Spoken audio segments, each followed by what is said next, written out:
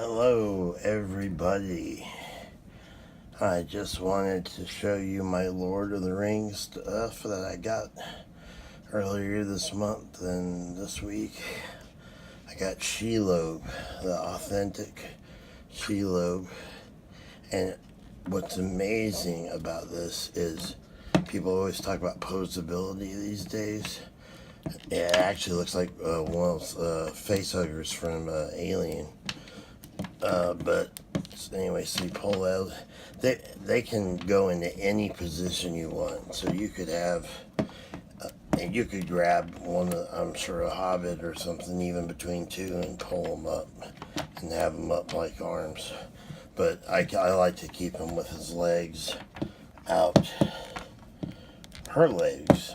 Well, I've been referring to her as him. Stupid. I owe the Silmarillion more than that. Alright, let's see. So there we go. But this, I got it for $23, so pretty good, I think. Alright.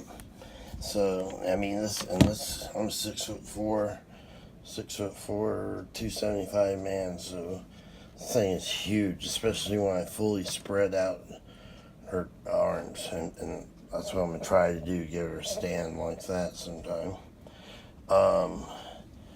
I've got, ironically, Hertz and Lurch. No, I'm just kidding. They're both Lurch. This is Baby Lurch. Very great character, and I got it for only $10.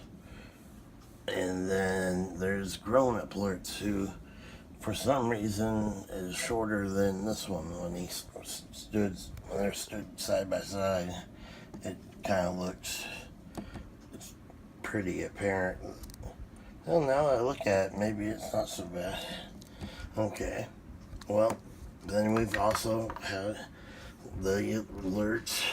Once again, the magic of these is how Toy Biz back in 14 years ago was doing it better with ankle rockers and hiding ball joints, detailing every single detail. I mean, look at that. I mean, that takes time, that takes love. Getting that face, getting those eyes neon. So I've got an Uruk High, the crossbowman.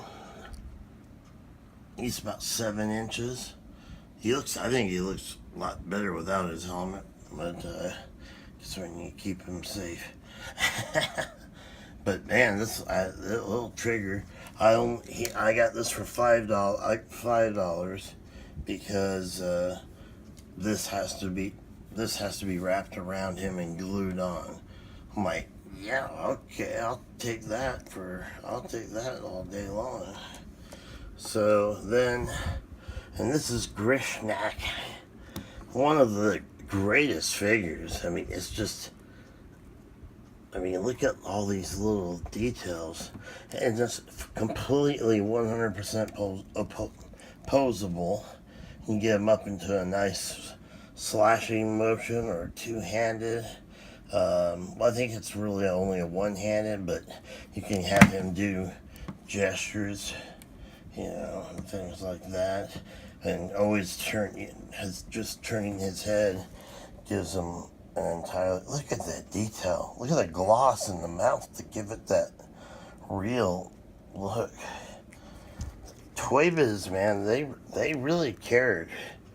It's obvious they cared about real Lord of the Rings fans.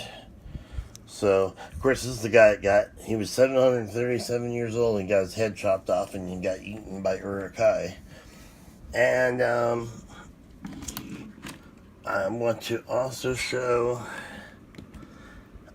again, if I haven't, the Mouth of Sauron from the extended scene. They got him pretty much dead on perfectly. See, there we go. That helmet unfortunately doesn't come off, but his head fully moves. He has full rotation in the shoulders. He has a double joint in the elbow, which is great. 360 on both hands. He does carry a sword. And he has another great cape. And the horse has this dirty, dirty look to it, which makes sense. Matches in that one. Anyway, much like Sauron, he has the black with intentional staining and things like that. And then the horse eye, man, the horse eyes are crazy. Now, I think I forgot to mention, I've just done a bunch of videos in a row, and I took a bunch of pain medicine because I have 6 herniated discs. Like I said, I might not always talk about it. That's why I collect. It keeps my mind off of things. It's like lots of pain. But here's this guy. Here's this guy who I'm thinking he's gotta be like a first prologue or first age dude. He looks Numenorian or something. But they just went all out on this one Eomer. He would go good on a horse, you know, and this is the final, as they finally came down on all those guys. So you can pose them in any way you want. 360s on the hands, double ball joints on the elbows. I mean, and remember, these are 14 minimum years old. Some of them are made in 2000. He has the helmet, and it does, the crown, I mean, and it does come off. He has that really great angry stare there. Let's see. Well, okay, maybe he kind of looks like, no, but okay. Anyway, he's like, where's Beavis? All right, let's see. Does he pass? Will he just stand?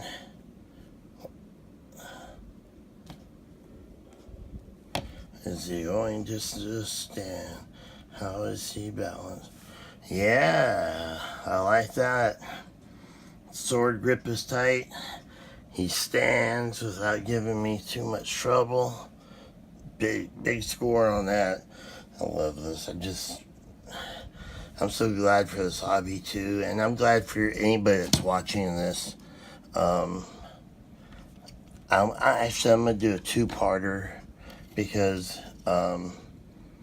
that's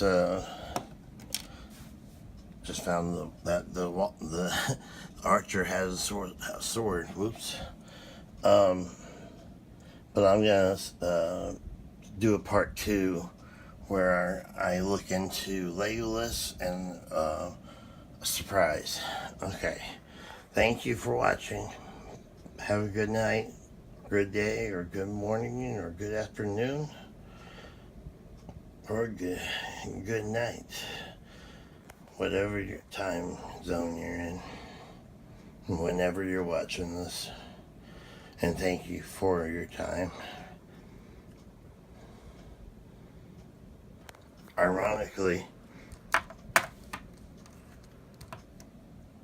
the archer's bigger than Lurtz. You have to put them in a bended position like they all were in the movies. I've looked. These things are all this was worth, you know, you could get 50 to 150 on that, and I got it for 23. Got him for $8 or $9.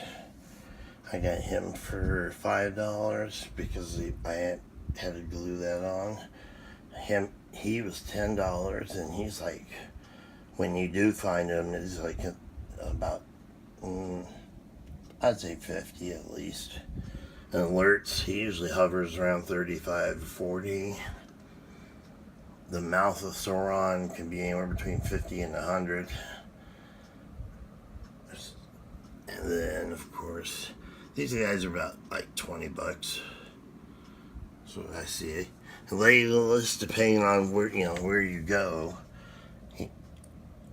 value's only what people are willing to pay. So he's like 17, so he's not really high up there. Even though to me, he is one of the most amazing figures. But that's for the next video. All right, thank you.